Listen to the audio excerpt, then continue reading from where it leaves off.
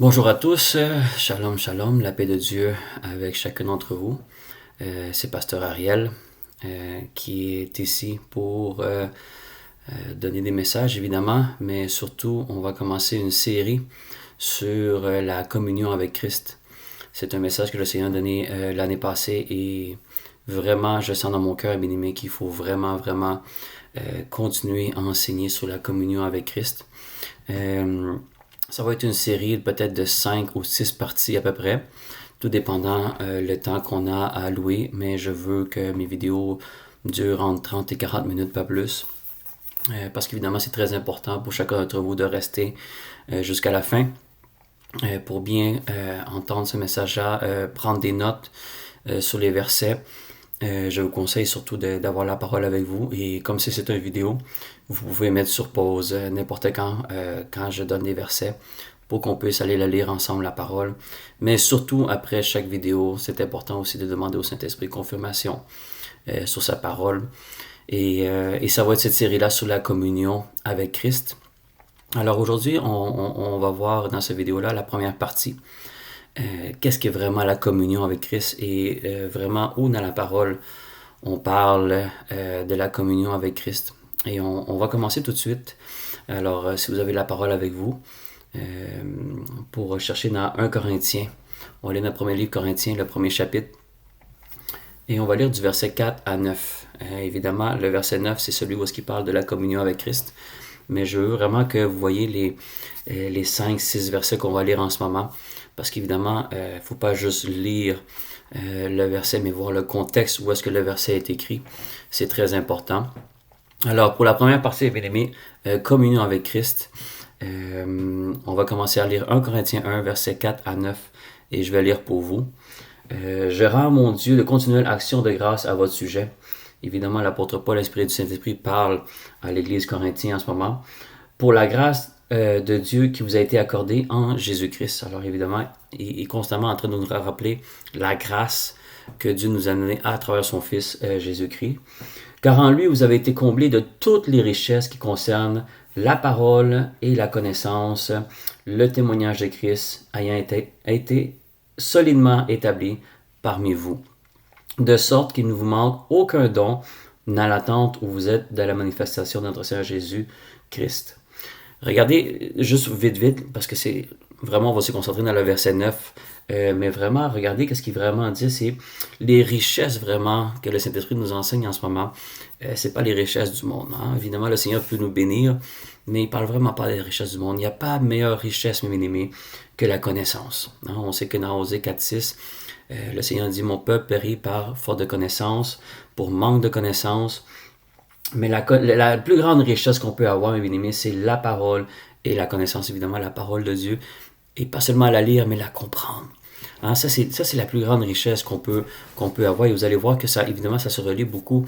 C'est relié ensemble avec la communion avec Christ, parce qu'évidemment, il faut être relié avec sa parole pour avoir la connaissance de Christ. Et regardez qu'est-ce qu'il dit le verset 8. Il dit « Il vous affirmera aussi jusqu'à la fin, afin que vous soyez irréprochables au jour de notre Seigneur Jésus-Christ. » Alors, on sait que c'est une course, on sait que c'est un combat, mais il ne faut pas tenir juste la moitié de la course, il ne faut pas juste tenir la moitié du combat, il faut vraiment tenir jusqu'à la fin. Mais il y a une seule façon, mes bien-aimés, de le faire. Évidemment, il y a la prière, on va à l'église, on lit la parole, toutes ces choses-là. Mais vous allez voir que le verset 9 vraiment nous dit c'est quoi qu'il faut en tant que chrétien avoir comme relation avec Christ. Et regardez qu'est-ce qu'il dit le verset 9. Dieu est fidèle, évidemment, lui qui vous a appelé à la communion de son Fils Jésus-Christ, notre Seigneur. Alors, on a un appel particulier. Évidemment, on a des appels, on voit des pasteurs, on voit des prophètes, on voit des apôtres, on voit, il y en a qui ont certains dons. Évidemment, c'est toutes des choses qui sont bibliques, bien sûr, mais il y a quelque chose qu'on est appelé tout enfant de Dieu. Évidemment, chacun d'entre nous qu'on se considère chrétien, nous sommes tous appelés enfants de Dieu, ceux qui, évidemment, ont donné leur vie au Seigneur. Mais on a été appelés à quelque chose de très, très, très important. Premièrement, avant de faire tout le reste, c'est d'avoir une communion avec Christ. Et ça, mes amis, c'est, comme je l'ai dit tantôt, c'est une parole que le Seigneur m'a donnée l'année passée. Et le Seigneur a vraiment insisté pour que je puisse le redonner à nouveau pour ce qu'on comprenne évidemment c'est quoi la communion avec Christ, parce que c'est quelque chose que dans nos églises, et pas, je ne parle pas vraiment du bâtiment en tant que tel, mais chacun d'entre nous, nous sommes l'Église de Christ, manque beaucoup à chacun d'entre nous, c'est d'avoir cette communion-là avec Christ. Pourtant, Dieu lui-même, il dit, il est fidèle, mais il dit, lui-même nous a appelés à avoir une communion avec son Fils, Jésus-Christ. Alors, quand j'avais lu ce verset-là l'année passée, que ça m'avait frappé, oh, il parle de communion, et on connaît le mot communion. Quand évidemment, moi je viens d'une église, je viens d'une famille très catholique, alors première communion et toutes ces choses-là, la communion, on entend ce mot-là, mais là, il faut vraiment, c'est pour ça que quand on lit la parole de Dieu, c'est important de la méditer. On ne peut pas juste lire les versets et ah oui, on dit Amen. Il faut comprendre qu'est-ce qu'on lit. C'est très important, bien aimé. Et c'est là que, évidemment, le Saint-Esprit m'a montré, je ne sais pas comment c'est arrivé, mais c'est de chercher vraiment le mot communion. Qu'est-ce que ça signifie le mot communion? On dit, communion avec Christ, ok, on dit on doit être uni avec Christ, on doit être proche de Christ. Ok, mais si on va vraiment chercher la définition dans le dictionnaire de qu'est-ce que vraiment ça veut dire communion, et regardez qu'est-ce que j'ai trouvé, c'est vraiment... ça frappe, évidemment, à qu'est-ce que le Seigneur, peut-être que plusieurs d'entre vous connaissent la définition de communion, ou se doutent un peu de la communion, mais pour être honnête avec vous, moi, je pensais vraiment, communion, c'est évidemment d'être ensemble, d'être unis, d'aller dans la même direction, je pensais ces choses-là, et c'est pas faux, mais c'est beaucoup plus profond que ça. Et ça, c'est évidemment, j'avais trouvé ça sur Internet, dans le dictionnaire. C'est quoi vraiment la communion? Et pas nécessairement la communion qu'on parle dans l'église, ou que ce soit le catholique ou d'autres églises qu'on parle de communion. Le vrai mot communion, qu'est-ce que ça signifie? Regardez qu'est-ce que ça signifie, bien aimé. Ça dit parfait accord d'idées, de sentiments. Et après, il dit être en communion d'idées avec, évidemment, un ami, un frère. Ça peut être un père, évidemment. Là, c'est une définition dans le dictionnaire, évidemment. Jésus n'est pas vraiment mentionné, Dieu n'est pas mentionné. C'est juste que je voulais vraiment chercher le mot communion. Et c'est vraiment ça qui est venu m'est venu à l'esprit, tellement puissant, bien aimé, d'avoir un parfait accord d'idées et de sentiments. Être en communion d'idées et de sentiments avec quelqu'un. Alors, quand on analyse ça, bien aimé, la parole de Dieu nous dit dans 1 Corinthiens 1,9, nous dit clairement que Dieu nous appelle à avoir une communion avec son Fils Jésus-Christ. Et là, quand on voit la communion, c'est vraiment être en accord, en parfait accord. Premièrement, il faut vraiment, le mot parfait est tellement important. C'est parfait accord d'idées et de sentiments avec Christ. Alors, comment est-ce possible d'arriver avec quelqu'un, d'être en parfait accord? Alors, quand on dit parfait accord, mes amis, c'est qu'il n'y a pas de faille. Hein? Quand on dit quelque chose qui est parfait, évidemment Jésus-Christ était parfait, ça veut dire pourquoi? Il n'avait pas de faille, il n'avait pas péché. Quand on dit ça c'est parfait, dans le jargon de tous les jours, quand on parle, quand quelque chose on considère parfait, ça veut dire qu'on l'a analysé de tous les sens, de gauche à droite, quel que soit qu'est-ce que vous analysez, et vous l'avez considéré, vous l'avez évalué parfait. Ça veut dire que vous avez trouvé aucune faille. C'est ça quelque chose qui est considéré parfait dans le monde de tous les jours, pas seulement dans la Bible, mais dans le monde de tous les jours, quand tu dis quelque chose est parfait, ça veut dire que tu ne trouves aucune faille.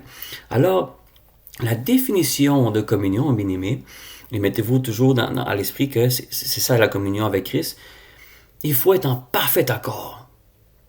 Parfait accord, ça veut dire qu'il ne doit pas avoir aucun, on va dire l'inverse, désaccord avec cette personne-là, mais même pas une. Sur 10 idées, sur 100 idées, sur 10 sentiments, sur 100 sentiments, rien, il ne doit pas trouver une faille. Alors c'est pour ça, bien aimé, que quand la définition nous dit c'est un parfait accord d'idées et de sentiments. Alors premièrement, on a compris c'est quoi le parfait accord, bien aimé. Il n'y a pas de faille.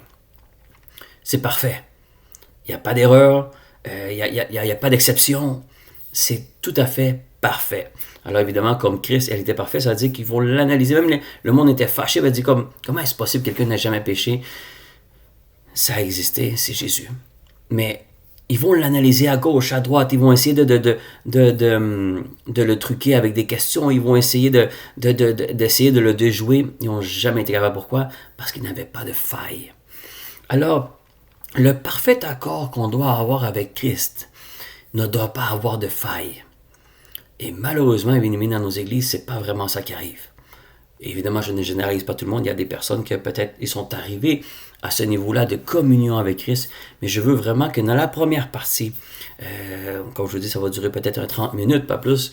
C'est très important, vous comprenez, mes aimés, que Dieu nous appelle à être en parfait accord avec Christ. Mais sur quoi? Sur ses idées et ses sentiments. Ça veut dire, mes bien-aimés, en d'autres mots, ça veut dire que de la même façon que Jésus réfléchissait, la même façon que le Seigneur avait ces idées-là, nous, on doit avoir les mêmes idées. Évidemment, c'est pour ça qu'on sait que nous, en tant que chrétiens, notre but ultime, évidemment, premièrement, c'est d'être sauvés, mais notre but ultime sur terre, c'est de ressembler à notre leader, à notre Dieu, à notre Seigneur. On peut le nommer comme beaucoup de religions appellent leur leader. Nous, c'est notre Seigneur, notre Sauveur, bien sûr, mais quand tu considères quelqu'un comme ton Seigneur et ton Sauveur, c'est tu veux ressembler à cette personne-là. Tu veux, évidemment, on ne sera jamais pareil comme Christ. On n'aura pas cette perfection-là. Et jusqu'à la mort, évidemment, il va y avoir des failles. Mais là, on parle d'idées et de sentiments. Nous, on doit viser ça. La course qu'on doit avoir dans la marche avec Christ qu'on a, c'est de toujours chercher à avoir un parfait accord d'idées et de sentiments avec Christ. Et c'est ça la communion. C'est pour ça, mes bien-aimés, que les idées, comme je le disais tantôt, c'est de la façon que Jésus voyait les choses, comment il analysait les choses, comment il voyait les choses. Et après, comme les sentiments, la façon que Jésus se sentait en quel moment, comment il y avait la compassion, comment il y avait cette compassion, oui, le pardon, l'amour, la patience, évidemment, tous les fruits de l'esprit. Tout ça, c'est des sentiments. Et les idées, c'est la façon qu'il réfléchissait, la façon qu'il voulait faire les choses, la façon qu'il analysait les choses.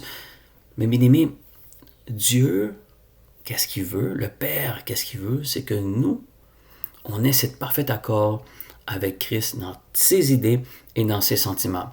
Alors, l'exemple que j'avais donné l'année passée, évidemment, pour vous le donner un contextuel à tous les jours, c'est par exemple moi et je sais pas moi, un autre pasteur de notre église. Okay? On se connaît pas vraiment ou on s'est jamais vu. Un exemple qu'on s'est jamais vu, on va y aller avec cet exemple-là. Et un jour, on se rencontre dans une église, on se salue, je me présente pasteur Ariel ou pasteur Georges, un exemple, et on se donne la main et on s'assoit et on commence à parler du Seigneur, on commence à parler de la parole. Toute la façon que moi, je pense sur des choses de la parole, toutes les choses que moi, comment je ressens les choses. Lui, si, évidemment, moi en étant en communion avec Christ, évidemment, si ce pasteur-là aussi est en communion avec Christ, alors tout le parfait accord qu'il a avec Christ, que ce soit dans les idées ou dans les sentiments, vont être les mêmes que les miens. Et évidemment, dans le monde de tous les jours, chacun a son opinion, même si on récite un seul verset, ça peut être interprété par 10 façons différentes. Évidemment, surtout quand on le lit sur le contexte du chapitre. Mais là, quelqu'un qui est en communion avec Christ, mes amis, on peut arriver à un niveau que je pense pas et je réfléchis pas comme ce pasteur-là que je connais pas. Non, moi, je suis constamment en communion avec Christ. Mais lui, de son côté, il est constamment être en communion avec son Dieu aussi, avec Christ. Mais nous, on se connaît pas. Alors, qu'est-ce qui arrive quand ces deux personnes arrivent? C'est évidemment, lui est en communion avec les idées et sentiments de Christ et cherche la perfection, évidemment, le parfait accord. Et moi, de mon côté, la même chose. Alors, qu'est-ce qui va arriver? Qu'est-ce que le Seigneur m'a montré que ça va arriver, mes amis? C'est que, évidemment, on va le lire après dans le verset 10, mais on va être en accord avec ce que Christ nous enseigne. On va être en accord avec ce que le Saint-Esprit nous enseigne dans les Épîtres. Pourquoi? Parce que je ne serais pas en accord des idées et les sentiments de ce pasteur-là et lui non plus avec le mien. Pourquoi? Parce que si on parle de nos idées et nos sentiments en tant que personne, évidemment, on ne pourra jamais s'entendre à 100%, surtout. C'est normal et c'est tout à fait normal. Mais quand ça va être les choses de Christ, quand ça va être les choses du Seigneur, quand ça va être les choses de la parole, nous, chacun d'entre nous, on va être en accord, en parfait accord avec Christ. Lui et moi. Alors quand nous, on va parler des choses de Christ, théoriquement, qu'est-ce que la parole veut nous dire? C'est que nous aussi, on va être en accord. Nous aussi, on va être capable de dire oui. Parce que là, maintenant, dans les églises, mais un va dire une chose. Ouais, mais nous, on le voit de cette façon-là. Et nous, on le voit de cette façon-là. Et qu'est-ce que ça cause de la division, bien-aimés? C'est là le problème. Et savoir qui a raison, qui a plus raison, c'est pas savoir qui a plus raison. La question qu'on doit se poser, est-ce que nous sommes en communion avec Christ? Et on va le voir, bien-aimés, c'est pour ça que ça va être peut-être sur 4, 5, 6 parties, ce message-là. Parce que là, on va juste aller avec le mot communion. La première partie, ça va être vraiment qu'on comprenne c'est quoi le mot de communion. Et ça va nous faire comprendre l'ampleur du verset 9 dans 1 Corinthiens 1. C'est tellement puissant comme verset parce que le Seigneur, évidemment, il dit qu'il est fidèle, mais il nous appelle à une chose. Tout en commun. Il nous a appelés à une chose, c'est d'avoir une communion avec Christ. Pourquoi? Parce que Dieu sait que si on n'a pas cette communion avec Christ, même s'il nous demande 10 autres commandements, ça ne fonctionnera pas. Parce que chacun va faire à sa tête. Chacun va faire à son idée. Chacun a des sentiments différents. Chacun a sa vision différente. Chacun, un se pense plus intelligent et plus sage que l'autre. Et là, évidemment, l'orgueil apparaît, les désirs de la chair apparaissent. C'est des choses qu'on va voir dans les prochaines parties. Mais vous allez voir que un chrétien ne peut pas rentrer dans son appel. Un chrétien ne peut pas marcher avec Christ si, tout d'abord, il n'a pas compris qu'est-ce que ça veut dire avoir une communion avec Christ. Et c'est pour ça, bien-aimés, que, encore une fois, il faut aller voir, vous, sur le dictionnaire, allez voir qu'est-ce qu'est la communion. Le mot communion, c'est d'être en parfait d'accord d'idées et de sentiments. Là, ça dit avec un ami, mais ça peut être un ami, ça peut être quelqu'un, ça peut être un frère. Ça peut être une parenté, ça peut être un collègue de travail. Mais être en parfait accord, ça veut dire que, encore une fois, pour l'exemple que je vous donne avec un autre pasteur, quel que soit qu'on va parler du Seigneur, qu'on va parler de comment le Seigneur voyait les choses, de la façon que le Seigneur se sentait dans certaines situations, nous aussi, on doit le sentir. Alors quand Jésus, il voyait la foule était émue de compassion. Pourquoi? Parce qu'il voyait comme c'était des brebis sans berger. Il voyait que c'était une moisson, qu'il y avait peu d'ouvriers. Ça, évidemment, c'est des versets qu'on connaît très bien. Mais nous, quand on voit la moisson, nous, quand on est à l'extérieur en public, est-ce qu'on a ce sentiment-là en nous, comme Christ avait quand il voyait la foule? Puis quand Jésus voyait la foule, mes bien-aimés, c'était pas toutes des personnes qui étaient d'accord avec lui. Il y avait des personnes qui l'aimaient, oui, mais il y avait des personnes qui ne l'aimaient pas. Dans cette foule-là, il y avait de tout. Il y avait des pécheurs, il y avait des personnes qui ne l'aimaient pas, il y a des personnes qui pensaient mal de Christ, il y avait sûrement des sorciers, il y avait sûrement des prostituées, il y avait de tout dans cette foule-là. Il y a des mondes qui étaient infidèles. On pourrait tous les nommer, évidemment, quand il était fou, le milieu, c'était des centaines, ce n'est pas des milliers de personnes qui étaient autour de lui, mais lui, il n'a pas fait la différence de ça. Lui, il a vu la foule, puis il a été ému de compassion. Et c'est là qu'il dit, regardez la moisson. Il faut des ouvriers maintenant. Et est-ce qu'on a ce sentiment d'urgence, nous, en tant que chrétiens ou en tant qu'Église? Que quand on sort de notre Église, quand on sort, quand le jour lundi est arrivé, quand le jour mardi est arrivé, est-ce que notre communion avec Christ est toujours là? Est-ce que quand nous sommes en public, quand on voit quelqu'un dans le besoin, quel est le sentiment qu'on ressent? Quand quelqu'un nous a fait du mal, par exemple, ou nous a menti, ou nous a trahi dans quel que soit le domaine. Quand la chair embarque, c'est normal, cette personne-là, vous n'allez pas pouvoir la pardonner, tout dépendant de l'ampleur, on pourrait dire la gravité du péché qu'elle fait. Mais être en parfait accord d'idées et de sentiments avec Christ, quel que soit le domaine que le Seigneur va nous demander de pardonner, on devrait être capable de le faire. Et c'est pour ça que toutes les instructions que Jésus nous a données dans l'Évangile, aimer son prochain comme soi-même, évidemment c'était le deuxième commandement qui disait qu'il est aussi important que le premier, mais qui évidemment les deux accomplissaient la loi au complet, d'aimer son prochain comme soi-même. Et on connaît ce verset-là, mais quelqu'un qui n'a pas la communion avec Christ, tu ne peux pas aimer tout le monde comme tu t'aimes. Ça veut dire que tu t'aimes tout le monde, que tu serais prêt à faire n'importe quoi, même un étranger. Mais quand on parle de ton prochain, on parle aussi de ton ennemi. On parle des personnes aussi qui te font du mal. C'est pour ça que Jésus a rajouté un peu plus tard dans l'Évangile aussi de aimer ses ennemis, de prier pour ceux qui persécutent.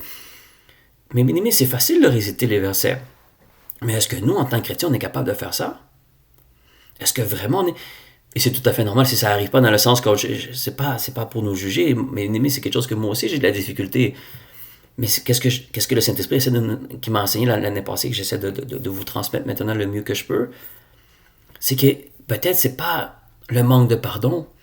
Hein, des fois, on prie, « Seigneur, donne-moi le pardon, aide-moi à pardonner, aide-moi à être plus patient. » Je ne dis pas que c'est des mauvaises prières, mais la question que Jésus nous poserait pendant la prière, est-ce que vraiment on recherche le Seigneur de toutes ses forces, de toute son âme, et ça, évidemment, c'est le premier commandement, mais dans Matthieu 6,33, il nous dit de rechercher le royaume en premier comme priorité et sa justice avant n'importe quoi.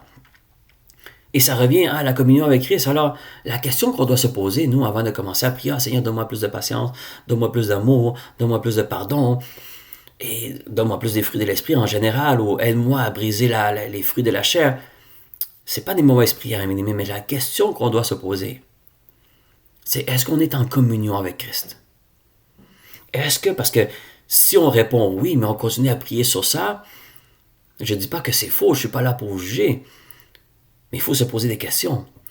Parce que le Seigneur nous appelle à avoir une communion avec Christ. Pourquoi? Parce qu'il sait que c'est ça la racine, c'est ça le début de toute chose. C'est pour ça que quand il parle du cerf, et moi je compare ça genre l'arbre et la branche, hein, qu'évidemment, quand ils sont attachés ensemble, ça fonctionne. Mais moindrement qu'il est détaché, tu es détaché avec Christ, il dit, sans moi, vous ne pouvez rien faire. Et c'est pas, évidemment, ça, on va en parler un petit peu plus tard, mais juste pour revenir que si on n'a pas cette communion-là avec Christ, tout ce que le Seigneur nous demande, ou la plupart des choses que le Seigneur nous demande, va être très, très difficile à faire. Peut-être même certaines choses impossibles à faire. Parce qu'il faut que nos idées et nos sentiments doivent être en parfait accord avec celle de Christ. C'est pour ça que je vous dis, mais quand vous analysez, qu'est-ce que ça veut dire communion? C'est très puissant. Être en parfait accord d'idées, ça veut dire que de la façon que le Seigneur réfléchissait, le Seigneur qu'il prenait des décisions, des choses, évidemment, il communiquait toujours avec Dieu avant de prendre n'importe quelle décision, mais il y avait des idées, il y avait une façon de réfléchir, il y avait une façon de penser. Il faut arriver à ce niveau-là. Et la même chose, la même façon que le Seigneur avait compassion, que le Seigneur avait ce pardon-là, cet amour-là, on doit le sentir nous aussi. Parce que comment on peut se préoccuper de la moisson comme Jésus se préoccupait de la moisson si on n'est pas en parfait accord d'idées et sentiments avec Christ? Ça va être difficile, mes amis.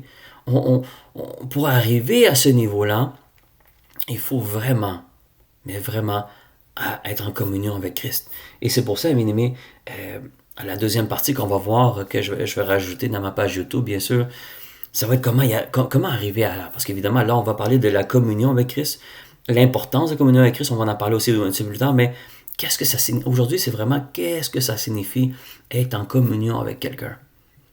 Et comme je donnais l'exemple, moi, avec un autre pasteur, un exemple, c'est pas un témoignage, c'est un exemple que je donne. C'est tout ce qu'on parle du Seigneur, comment qu'on voit la moisson, comment qu'on voit les âmes perdues, c'est quoi les idées qu'on aimerait avoir. Même si c'était pas mes idées, je vais être en accord avec lui. Pourquoi? Pas parce que ses idées sont meilleures que les miennes, non. C'est parce que ses idées vont venir des idées de Christ. Et c'est ça. Et là, en ce moment, bien aimé, dans nos églises, vous allez voir, vous pouvez faire le test vous-même. Vous allez parler des choses du Seigneur. Et en général, je dis bien parce qu'il y a des exceptions, on n'est pas toujours d'accord dans tout. Et sinon, on dit oui, mais après, on ne le fait pas. Alors, c'est pas mieux non plus. Si on parle de la préoccupation des âmes, il faut aller évangéliser, il faut aller sauver des âmes. Tout le monde dit Amen, Amen, mais on sort de l'église, puis durant toute la semaine, on n'a rien fait. On n'avait pas vraiment de préoccupation pour les âmes. Si vraiment on a une préoccupation pour les âmes, pour la moisson, bien aimé, ça serait quelque chose que, évidemment, on doit aller travailler, on doit s'occuper des enfants, on doit faire plein de choses.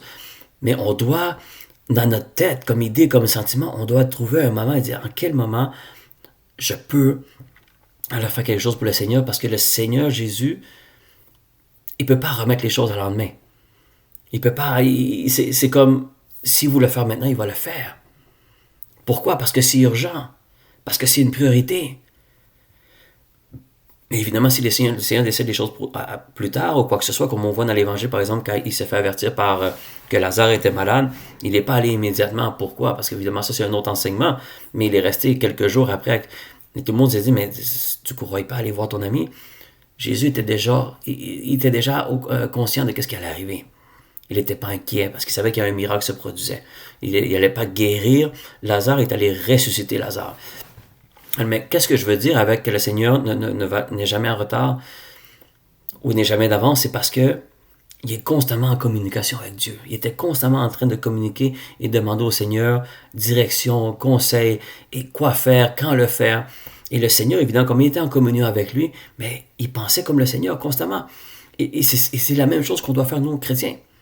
On doit être constamment en train de penser qu'est-ce que le Seigneur ferait en ce moment, comment il réfléchirait, qu'est-ce qui est écrit dans sa parole pour voir, qu'est-ce que le Seigneur fait dans cette situation-là. Le Seigneur me donne de priorité le royaume. Il me donne comme priorité les âmes, parce qu'il dit d'aller faire de toutes les nations des disciples. Il me donne comme 2 commandements, que un, c'est l'amour envers notre Dieu de tout notre cœur, de toute notre force, et l'amour envers mon prochain.